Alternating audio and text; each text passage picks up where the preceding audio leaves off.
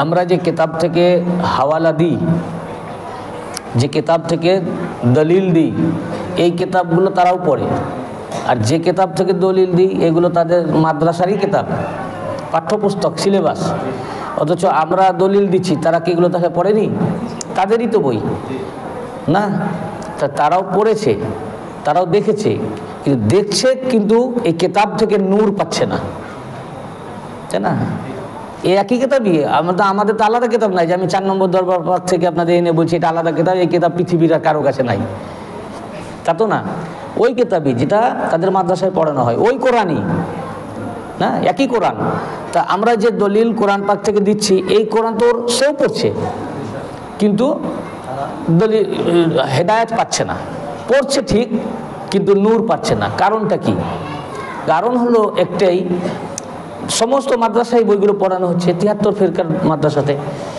কারণ হচ্ছে কিতাব পড়ে এবং কোরআন বলেন, হাদিস বলেন, কিতাব পড়ে হেদায়েত এবং নূর পাওয়া সম্ভব নয়, সম্ভব নয়। কিতাব তারাও পড়ছে, আমরাও পড়ছি। যখন ওই কিতাব আহলে বায়তের সোহবত থেকে শিক্ষা গ্রহণ করবে, তখন ওই কিতাব তাকে রোশনি দিবে। এগুলোই পড়ছে, কিন্তু তাদের দিমাগে ঢুকছে না বা কাজ করছে না। এটা কোরআনই বলেছে। কোরআন পাকে সূরা বাকারার মধ্যে আল্লাহ পাক বলেছেন, ইউদিল্লু বিহি কাসীরা ওয়া ইয়াহদি বিহি কাসীরা। কোরআন দ্বারাই অধিকাংশ মানুষ পথভ্রষ্ট হবে, আবার কোরআন দ্বারাই অধিকাংশ মানুষ সুপথপ্রাপ্ত হবে। মানে কোরআন পড়বে, পড়ে কোরআন পড়ার কারণে কোরআন পড়েও পথভ্রষ্ট হয়ে যাবে। এটা তো আমার কথা না, এটা কোরআন, এটা আল্লাহ তাআলাই বলেছেন। আবার কোরআন পড়বে, আপনি কোরআন পড়বেন, কোরআন পড়ার কারণে কোরআন পড়ে আপনি হেদায়েত প্রাপ্ত হবেন। কিতাব একটাই, এই কিতাব কাউকে হেদায়েত করছে, আবার এই কিতাব কাউকে গুমরাহ করছে। এই কিতাব কাউকে হেদায়েত করছে, এই কিতাব কাউকে। কারণ কি? কারণ হচ্ছে একটাই, এই কিতাব যখন নিজে নিজে পড়তে যাচ্ছে, তখন কিতাব তাকে গুমরাহ করছে, ও পথভ্রষ্ট হয়ে যাচ্ছে। কারণ এই কিতাব হচ্ছে নূর। কিতাবটা কি? তো এই নূরকে আমাদের সাধারণ চোখ দিয়ে এই নূর থেকে নূর পাওয়া যাবে না। শুধু ওই কলমের লেখা দেখতে পাওয়া যাবে, শুধু এই লেখাটা দেখতে পাওয়া যাবে।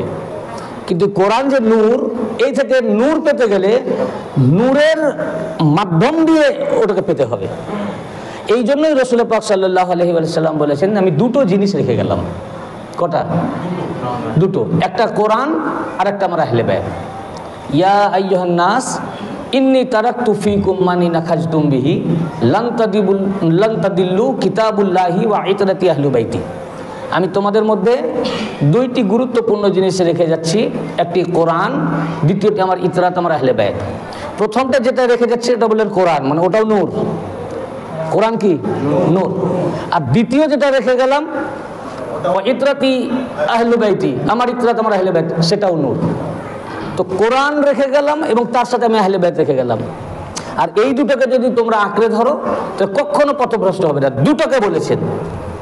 এখন আমি যদি আহলে বায়াত পাক, কোরআন পাককে ধরলাম, আহলে বায়াত পাককে ধরলাম না, তাহলে পথভ্রষ্ট। তো কোরআনের সাথে আহলে বায়াতকে রেখে গেলেন কেন? এই যে কিতাব আছে, এই কিতাবটাকে আমি পড়তেছি, পড়া যাচ্ছে তো, দেখা যাচ্ছে, তাই না? এখন যে সব লাইট অফ করে দেওয়া হয়, তো কিতাবে তো সবই লেখা আছে না, কিতাবটা বোঝা যাচ্ছে যে কিতাব আছে। অন্ধকার, লাইট অফ করে দেওয়া হলো, কিন্তু এমন অন্ধকার নয় যে কিছু দেখা যাচ্ছে না, তা নয়, বোঝা যাচ্ছে যে এটা কিতাব। এখন কিতাবটা খুলে কি তখন পড়া যাবে? কিতাবে সবই লেখা আছে, এখানে লেখা আছে ইসলাম ও কারবালা, কিন্তু এটা পড়তে পাওয়া যাবে না। তো এই কিতাবটা পড়ার জন্য দরকার লাইট। কি দরকার? লাইট। যখন আলো অফ, বন্ধ, আমার দুটো জিনিস দরকার। এই কিতাব থেকে আমাকে কিছু পেতে গেলে দুটো জিনিস দরকার। আপনি যদি ভাবেন যে শুধু আপনাকে কিতাব দিয়ে দিলাম, তা আপনি কিন্তু এই কিতাব থেকে কিছু পাবেন না।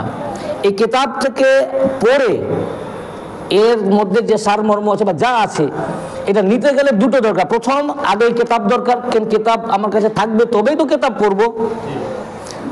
2 নম্বর দরকার লাইট। কিতাবও দরকার, 2 নম্বর দরকার লাইট। না, দিনের বেলাতেও লাইট দরকার।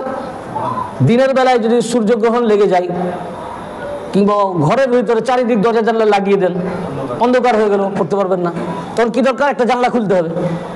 আর জানলা যখন আপনি খুললেন, জানলা দিয়ে সূর্যের আলো প্রবেশ করলো, তখন আপনি সব দেখছেন, তখন পড়ছেন। তাহলে বইটা পড়ার জন্য জানলা খুলতে হলো কেন? লাইট দরকার। কি দরকার? আলো দরকার। আলো যখন ওই আলোর মাধ্যমে যখন পড়বেন, আলোর দ্বারা কিভাবে দেখা যায়, এটাও সায়েন্স, এটাও বিজ্ঞান। তাহলে আলোর মাধ্যমে পড়বেন, তার মানে কি আলো, তার মানে আলোটা কি আপনার চোখে দিলে কি পড়া যাবে?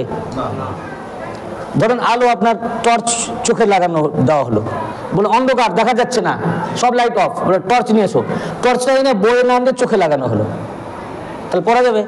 কেন? চোখ দিয়ে তো পড়বেন, তা আলো তো চোখে দেওয়া হচ্ছে, পড়া যাবে না। যেখানে লেখা আছে ওখানে আলোটা মারতে হবে। আলো যখন ওখানে দিবেন, তখন আমরা কোনো জিনিসকে দেখি কিভাবে, এটা সায়েন্স।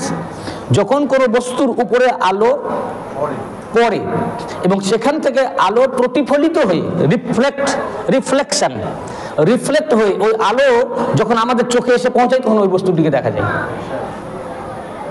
যখন কোনো বস্তুর উপরে আলো পড়ে, ওই আলোটা যখন প্রতিফলিত হয়ে, এগুলো 9, 10-এই পড়ানো হয়, লাইট চ্যাপ্টারে আছে, তখন ওই বস্তুটিকে, কোনো বস্তুকে নীল দেখায়, কোনো বস্তুকে লাল দেখায়, কোনোটাকে সবুজ দেখায়, কোনোটাকে কালো।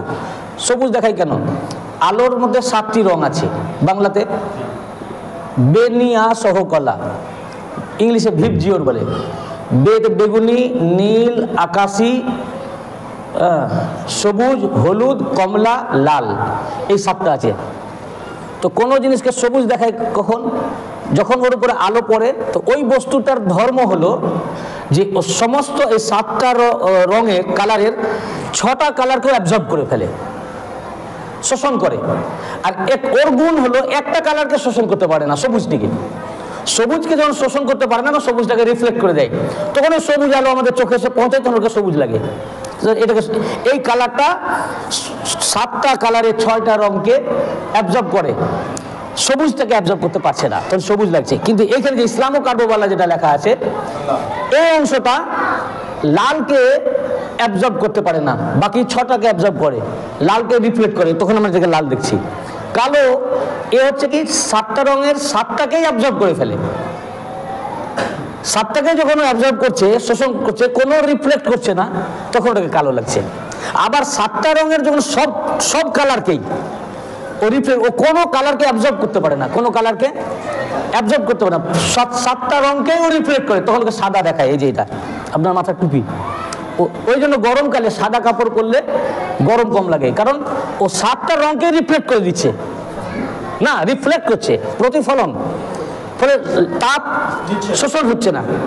আর কালো 7টা রঙকেই অ্যাবজর্ব করছে, ওই জন্য কালো, শীতকালে কালো কোট পরা হয়, গরমে কালো বলে গরম লাগে, গরম হয়।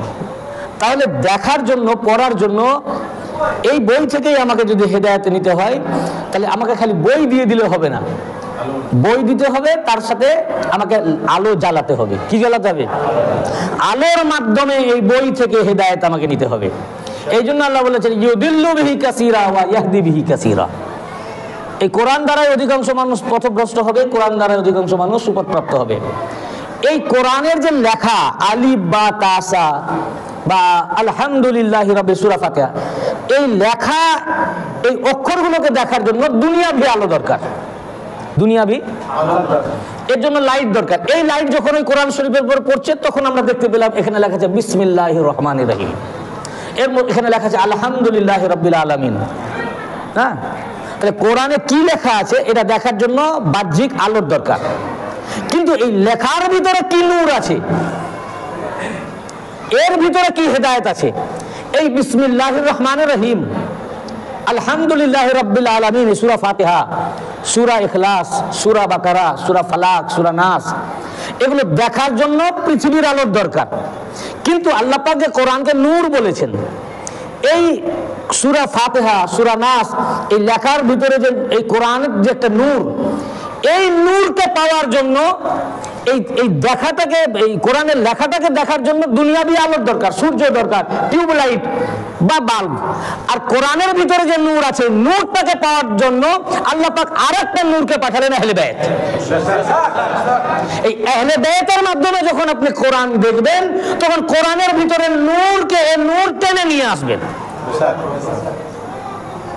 যেমন এই আলো কেতাবের উপরে যখন পড়ছে তখন আলো রিফ্লেক্ট হচ্ছে, তখন ওটা আমরা দেখছি। সূর্যের আলো যখন কেতাবের উপরে পড়লো বা যে কোনো বস্তুর উপরে পড়লো, তো সেখান থেকে আলো প্রতিফলিত হয়ে আমাদের চোখে আসে, তখন আমরা দেখতে পাই। ঠিক যখন আপনি আহলে বাইত পাকের দরবার পাকে যাবেন, উনাদের সোহবত এখতিয়ার করবেন, উনাদের সাহচর্য লাভ করবেন, আহলে বাইত নূর, আহলে বাইত পাক কি? এই নূর দ্বারা যখন কোরআন শিখবেন, তখন এই নূর যখন কোরআনের উপরে আপতিত হবে এবং কোরআন থেকে নূর রিফ্লেক্ট হয়ে আপনার ওটা চোখে আসবে না, কলবে আসবে। এই আলো দুনিয়াবি আলো রিফ্লেক্ট হয়ে প্রতিফলিত হয়ে আমাদের চোখে আসে, আর বাতেনি যে নূর এটা প্রতিফলিত হয়ে কলবে আসে। তো যখন আহলে বাইতের নূর দ্বারা কোরআন পড়বেন, আহলে বাইত পাকে নূর দ্বারা যখন কোরআন পড়বেন, এই নূর কোরআন, তখন এই নূর রিফ্লেক্ট হয়ে আপনার হৃদয়ে আসবে, তখন কোরআন থেকে আপনি নূর পাবেন। কি পাবেন? কোরআন থেকে নূর পাবেন, হেদায়েত পাবেন। একটি কারণেই ওরা দুনিয়ার আলোর সামনে কোরআনটা রেখে পড়ে, ফলে ওরা বুঝতে পারে যে এটা সূরা ফাতিহা, এটা সূরা আল বাকারা, এটা সূরা আল ইমরান, এটা সূরা রহমান, এটা সূরা মুজাদিলা, এটা সূরা নাস, এটা সূরা ফালাক, এগুলো বুঝতে পারে। কিন্তু আহলে বাইত আল্লাহ পাকের বাতেনি আলো নূর, এই আহলে বাইতের মাধ্যম থেকে এরা কোরআন নেয় না, এই জন্য কোরআনের ভিতরে নূর এরা দেখতে পায় না, এটা অন্ধকার। ওটা কি? ওটা অন্ধকার।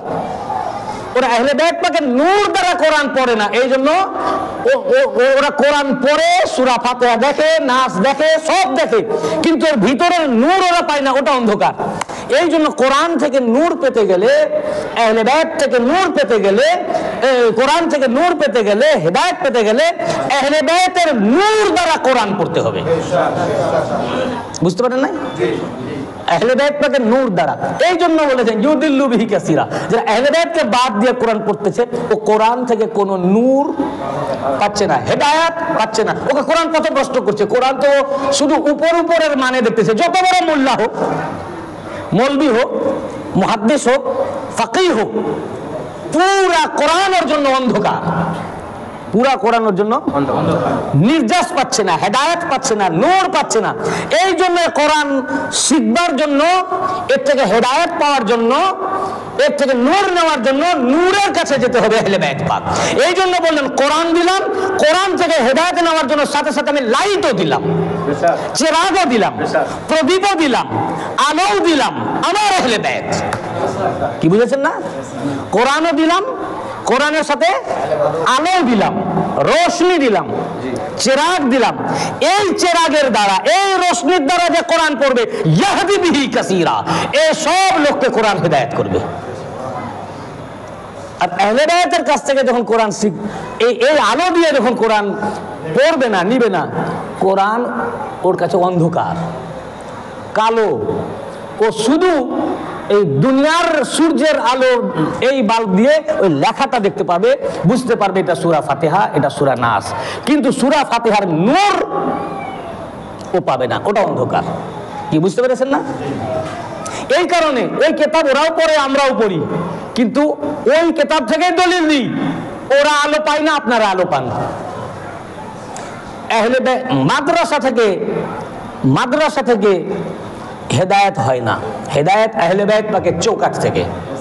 এই জন্য রাসূল পাক সাল্লাল্লাহু আলাইহি ওয়া সাল্লাম বলেন, আমি তোমাদের মাঝে দুইটি গুরুত্বপূর্ণ জিনিস রেখে গেলাম, এক কোরআন, আর দ্বিতীয়টি আমার ইতরাত, আমার সন্তান সন্ততি, আমার বংশধর, আমার আহলে বাইতে আলো, রোশনি, নূর। এই রোশনির দ্বারা যে কোরআন শিখবে তাকে কোরআন হেদায়েত করবে।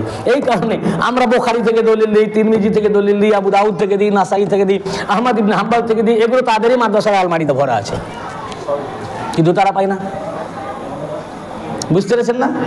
এই জন্য আহলে বাইত আমরা যেটা পেয়েছি, এই গোলাম যেটা পেয়েছে আহলে বাইত পাকের চৌকাঠ থেকে। মেদিনীপুর দরবার পাকের বর্তমান সাজ্জাদা নসীন হযরত পাক এখন বর্তমান জামানার এই আহলে বাইতের রোশনি। এখন উনার দ্বারা সকল মুরিদান যারা বড় হুজুর পাকের মুরিদ, পর্দা হুজুর পাকের মুরিদ, সানি মওলা পাকের সকল মুরিদানের কালব রওশন হচ্ছে বর্তমান সাজ্জাদে নশীন হযরত পাক সৈয়দ হযরত শাহ ইয়াসুব আলী আল কাদরি আল বাগদাদির রোশনি দ্বারা। নারে তাকবীর, নারে তাকবীর, নারে রিসালাত, নারে রিসালাত, নারে হায়দারি, নারে হায়দারি, নারে হুসেন, নারে হুসেন, জিগরে সাদাত পাকের মজলিস পাক, জিগরে সাদাত পাকের মজলিস পাক, আমাদের আকা মওলা বর্তমান জামানার ইমাম হযরত সৈয়দ শাহ ইয়াসুব আলী আল কাদরি, আমাদের আকা মওলা বর্তমান জামানার ইমাম হযরত সৈয়দ শাহ ইয়াসুব আলী আল কাদরি, আমাদের ছোট হুজুর পাক হযরত মাওলানা সৈয়দ শাহ রওয়াশিদ আলী আল কাদরি, আমাদের ছোট হুজুর পাক হযরত সৈয়দ শাহ রওয়াশিদ আলী আল কাদরি, আকা মওলা বড় হুজুর পাক হযরত সৈয়দ শাহ রশিদ আলী আল কাদরি, আকা মওলা বড় হুজুর পাক হযরত সৈয়দ শাহ রশিদ আলী আল কাদরি। নারে তাকবীর। মেদিনীপুরে মওলা পাক সৈয়দ হযরত সৈয়দ শাহ মুর্শিদ আলী আল কাদরি আল হাসানি আল হুসেন আল বাগদাদি আলাইহিস সালাম উনি দুনিয়া ছেড়ে যাওয়ার আগে সৈয়দ হযরত সৈয়দ শাহ ইরশাদ আলী আল কাদরি আলাইহিস সালাম এই নামের চেরাগ রেখে গেলেন, এই আলো জ্বালিয়ে গেলেন। উনি দুনিয়া ছেড়ে যাওয়ার আগে সৈয়দ হযরত সৈয়দ শাহ মুস্তারশিদ আলী আল কাদরি আলাইহিস সালাম এই নামের চেরাগ জ্বালিয়ে গেলেন, এই নামের বাতি জ্বালিয়ে গেলেন। সৈয়দ হযরত সৈয়দ শাহ মুস্তারশিদ আলী আল কাদরি আলাইহিস সালাম উনি দুনিয়া ছেড়ে যাওয়ার আগে সৈয়দ হযরত সৈয়দ শাহ রশিদ আলী আল কাদরি এবং সৈয়দ হযরত সৈয়দ শাহ রওয়াশিদ আলী আল কাদরি এই নামের দুইটি চেরাগ রেখে গেলেন। যে চেরাগের কাছেই যাবেন, যে কোনো চেরাগ থেকে আপনি আলো নিতে পারেন, বুঝেছেন না? চেরাগ তো অনেক রয়েছে, যে কোনো চেরাগের সামনেই বইটা নিয়ে আপনি পড়তে পারেন। সৈয়দ হযরত সৈয়দ শাহ বড় হুজুর পাক রশিদ আলী আল কাদরি আল হাসানি আল হুসেন আল বাগদাদি আলাইহিস সালাম উনি দুনিয়া ছেড়ে যাওয়ার আগে উনি আমাদের মাঝে সৈয়দ হযরত সৈয়দ শাহ ইয়াসুব আলী আল কাদরি আল হাসানি আল হুসেন আল বাগদাদি মাদ্দাজিল্লাহুল আলী ওয়া দামাত বারাকাতুহু এই চেরাগকে জ্বালিয়ে গেলেন। এখন মেদিনীপুর দরবার পাকের চেরাগ জ্বলছে এইটা, এই চেরাগ থেকে যে দূর অন্ধকার, যত বড় পীর হোক, বুঝতেছেন না? আল্লামাতুদ্দাহার হোক, নিজেকে পীর বলে দাবি করছে আর আলো থেকে নিজেকে সরিয়ে নিয়েছে, ও পুরা জীবন অন্ধকার, এই জন্য গুমরা হয়ে গেছে। এই কারণে মাতম হারাম, মরসিয়া হারাম, মওলা পাকের দরবার থেকে বিতাড়িত হয়ে গেছে।